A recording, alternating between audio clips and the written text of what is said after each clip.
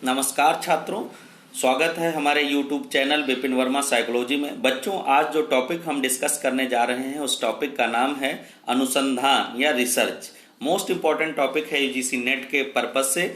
बच्चों, हम जानें कि अनुसंधान होता क्या है। तो बेसिकली हम लोग कहते हैं कि किसी नए ज्ञान की प्राप्ति के लिए किया गया एक सिस्टमेटिक वर्क अनुसंधान। अनुसंधान बेसिकली न्यू नॉलेज की फाइंडिंग के लिए किया जाता है। अगर हम देखें तो नॉलेज 3 टाइप का होता है: transfer of knowledge, storage of knowledge और क्रिएशन ऑफ नॉलेज। यानी ज्ञान का भंडारण, ज्ञान का स्थानांतरण और ज्ञान का सृजन। इन तीनों प्रकार के ज्ञान में जो रिसर्च होता है वो ज्ञान के सृजन पर आधारित होता है, यानी न्यू नॉलेज की फाइंडिंग ही रिसर्च कहलाती है। अगर हम कहें वर्तमान ज्ञान के परिमार्जन एवं नवीन ज्ञान के सृजन की प्रक्रिया ही अनुसंधान कहलाती है तो बिल्कुल सत्य होगा। यानी यह सुनियोजित ढंग से समस्या का समाधान खोजने की एक वैज्ञानिक विधि अनुसंधान कहलाती है। क्लियर हुआ कि अनुसंधान क्या है? किसी नए ज्ञान के निर्माण की प्रक्रिया है जिसमें हम क्या करते हैं, विभिन्न प्रकार की वैज्ञानिक टेक्निक्स का प्रयोग करके और उन वैज्ञानिक टेक्निक्स के द्वारा किसी नए ज्ञान के निर्माण की प्रक्रिया की तरफ हम जाते हैं, या किसी समस्या के समाधान का वैज्ञानिक या सिस्टमेटिक विश्लेषण ही क्या कहलाता है? अनुसंधान कहलाता है। अनुसंधान को अगर हम इंग्लिश वर्ड रिसर्च से बोलें तो रिसर्च बेसिकली 2 वर्ड से मिलकर बना है, री और सर्च। री मीन्स होता है अगेन एंड अगेन और सर्च मतलब खोजना होता है। अब यहां पर बात आती कि रिसर्च क्या है? बार बार खोजना। कई बार आप जाते हैं वाइवा वगैरह देने तो वहां आपसे पूछ लिया जाता है अनुसंधान या रिसर्च क्या है, उसके बारे में बताओ।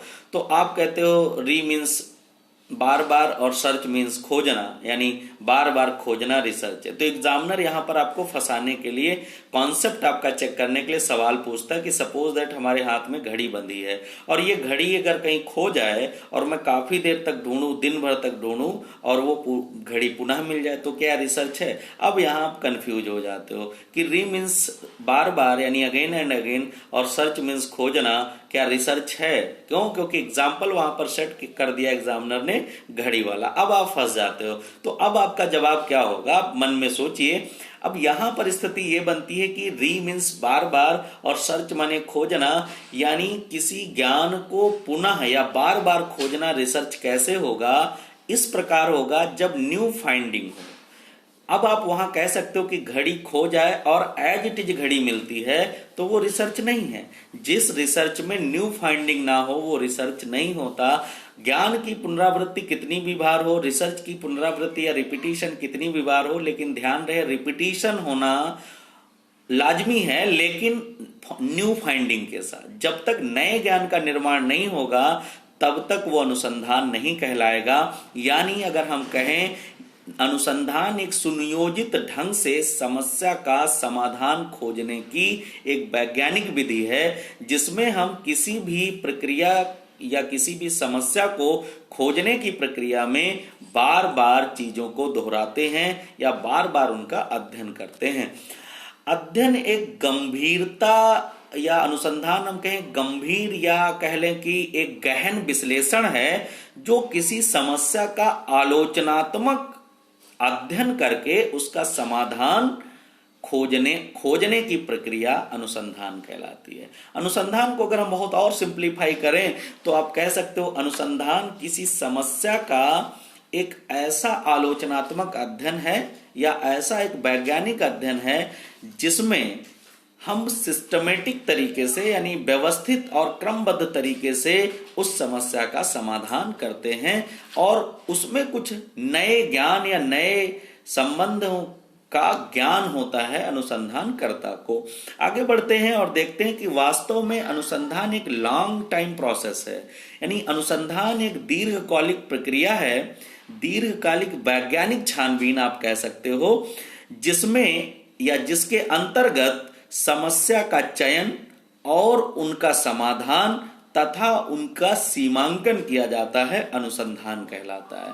अनुसंधान एक गंभीर प्रक्रिया, एक गहन प्रक्रिया है जो एक लॉन्ग टाइम तक चलती है, जिसमें किसी समस्या को सेलेक्ट किया जाता है, उस समस्या का वैज्ञानिक समाधान क्रमबद्ध तरीके से निकाला जाता है और उसका सीमांकन किया जाता है, ये अनुसंधान है। अगर हम अनुसंधान को देखें तो तीन दृष्टि पर बेसिस होता है, तीन पिलर्स पर बेस्ड होता है कोई भी रिसर्च। पहली बात क्या होती है अनुसंधान में, नए सत्य की खोज की बात की जाती है, न्यू नॉलेज या न्यू ट्रूथनेस क्या है इसकी खोज की बात हम अनुसंधान में करते हैं। दूसरी बड़ी बात अनुसंधान में यह होती है कि पुराने सत्यों को खोजना हो या पुराने सत्यों को नए सत्यों के साथ उनका सत्यापन करना हो। तीसरी बड़ी बात आती है अनुसंधान में कि आंकड़ों में व्याप्त संबंधों, कोई जो डेटा है हमारे पास, जो आंकड़े हैं उनमें जो रिलेशन है, संबंध है, उन संबंधों का क्या मतलब है, ये अनुसंधान के तीन बेसिकली बेसिस हैं। अगर हम देखें कि अनुसंधान की परिभाषा क्या है तो जेम्स ड्रेवर नाम के एक बहुत बड़े एजुकेशनिस्ट हैं, इन्होंने एक बड़ी प्रसिद्ध परिभाषा के बारे में बताया है कि किसी क्षेत्र में ज्ञान अथवा सत्यापन हेतु की जाने वाली क्रमबद्ध खोज ही क्या है, अनुसंधान है।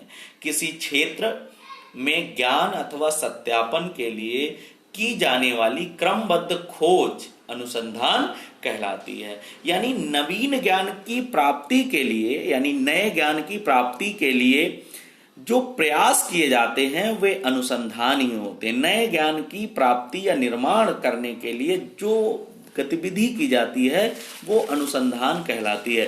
तो ये बात क्लियर हुई कि अनुसंधान है क्या।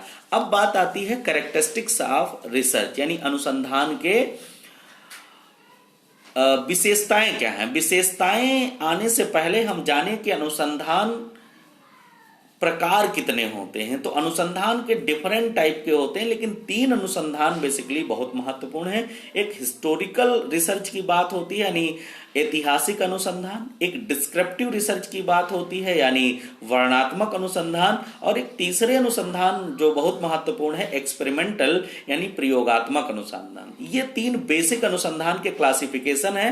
बाकी कई प्रकार के अनुसंधान होते हैं। अगर हम आप सब्जेक्ट के अकॉर्डिंग इसका बेसिस लें तो शैक्षिक अनुसंधान, वैज्ञानिक अनुसंधान, आप सामाजिक विज्ञान में होने वाले अनुसंधान, कला के क्षेत्र में, कृषि के क्षेत्र में, अलग अलग क्षेत्र में जो अनुसंधान होते हैं वो होते हैं। इनके भी कई प्रकार होते हैं, quantitative, qualitative research, x post facto research, action research, तो डिफरेंट टाइप के रिसर्च होते हैं। इनको हम अगले वीडियो में इनका क्लासिफिकेशन डिस्कस करेंगे। अब हम जानें कि कैरेक्टरिस्टिक्स ऑफ रिसर्च यानी अनुसंधान की विशेषताओं के बारे में हम जानें। तो अनुसंधान की कुछ मूलभूत विशेषताएं हैं, उन पर हम पहले चर्चा कर लें। तो अनुसंधान की पहली विशेषता की अगर हम बात करें तो किसी भी अनुसंधान, कोई भी अनुसंधान हो, उसको वो क्या करता है, किसी मूलभूत समस्या का समाधान करने के लिए किया जाता है। कोई भी अनुसंधान किसी मूलभूत समस्या, मूलभूत मतलब फंडामेंटल प्रॉब्लम। ऐसे तो दुनिया में हजारों प्रॉब्लम है। आदमी मरता क्यों है, भगवान दिखता क्यों नहीं है, तो ये बहुत सारी प्रॉब्लम्स हैं। लेकिन मूलभूत प्रॉब्लम, जो फंडामेंटल प्रॉब्लम्स हैं, जो समाधान करने योग्य समस्याएं हैं, उनका अनुसंधान, उनका रिसर्च करके उनका समाधान करना ही अनुसंधान की एक विशेषता है। दूसरी विशेषता की बात करें, दो या दो से अधिक चरों के बीच, दो या दो से अधिक चर मतलब वेरिएबल्स, हम आगे वीडियो में इनको डिस्कस करेंगे, वेरिएबल्स टाइप वगैरह। तो हम देखें कि दो या दो से अधिक चर, अब जैसे बात करें एग्जांपल के तौर पर टीचर, स्टूडेंट और कैरिकुलम, ये तीनों चर हैं। इन तीनों जो वेरिएबल्स में रिलेशन क्या है, टीचर, स्टूडेंट और कैरिकुलम में, इन रिलेशंस को फाइंड करना या आइडेंटिफाई करना या इनको जानना या इनको समझना भी अनुसंधान का एक पार्ट है। इसमें बात आता है नवीन या नवीन ज्ञान की बात हो, सामान्यीकरण या सिद्धांतों के निर्माण की प्रक्रिया भी अनुसंधान के द्वारा पूरी होती है। इसके बाद आता है कि नवीन प्रदत्तों, यानी जो प्रदत्त मतलब डेटा, नवीन प्रदत्तों यानी नए आंकड़ों का संकलन तथा उनका विश्लेषण भी अनुसंधान का एक भाग है या हिस्सा है। अब आता है कि अगर हम बात करें एजुकेशनल रिसर्च। एजुकेशनल रिसर्च इसके लिए क्योंकि बेसिकली एजुकेशन में खूब सवाल पूछे जाते हैं रिसर्च से, उनका फर्स्ट पार्ट में भी होता है और सेकंड, अलग अलग सब्जेक्ट में अलग अलग प्रकार का रिसर्च आपसे पूछा जाता है। होम साइंस में भी पूछा जाता है, आपका सब्जेक्ट एजुकेशन शिक्षा शास्त्र में भी पूछा जाता है, और कई सारे सब्जेक्ट हैं जिनमें रिसर्च पूछा जाता है। तो हम बात करें शैक्षिक अनुसंधान क्या होते हैं, तो शैक्षिक अनुसंधान यानी एजुकेशनल रिसर्च रिसर्च वो रिसर्च होते हैं जो शैक्षिक जगत की समस्याओं के वैज्ञानिक समाधान करने तथा नियमों और सिद्धांतों के निर्माण में उपयोग होते हों या उपयोग में लाए जाते हों, इनको हम शैक्षिक अनुसंधान कहते हैं। शैक्षिक अनुसंधान शिक्षा जगत यानी एजुकेशनल बैकग्राउंड से आने वाली कि टीचर स्किल, कोई टीचिंग स्किल कौन सी अच्छी है कौन सी खराब है, या ग्रामीण या शहरी परिवेश के बच्चों के जो अभिवृत्तियां होती हैं उन पर क्या है, तो ये सब शैक्षिक जगत के हैं। या बच्चे के विकास की अवस्थाओं में शिक्षा का प्रभाव कैसे पड़ता है, तो ये शैक्षिक जगत की जो समस्याएं हैं इनके वैज्ञानिक समाधान क्या कहलाते हैं, शैक्षिक अनुसंधान कहलाते हैं।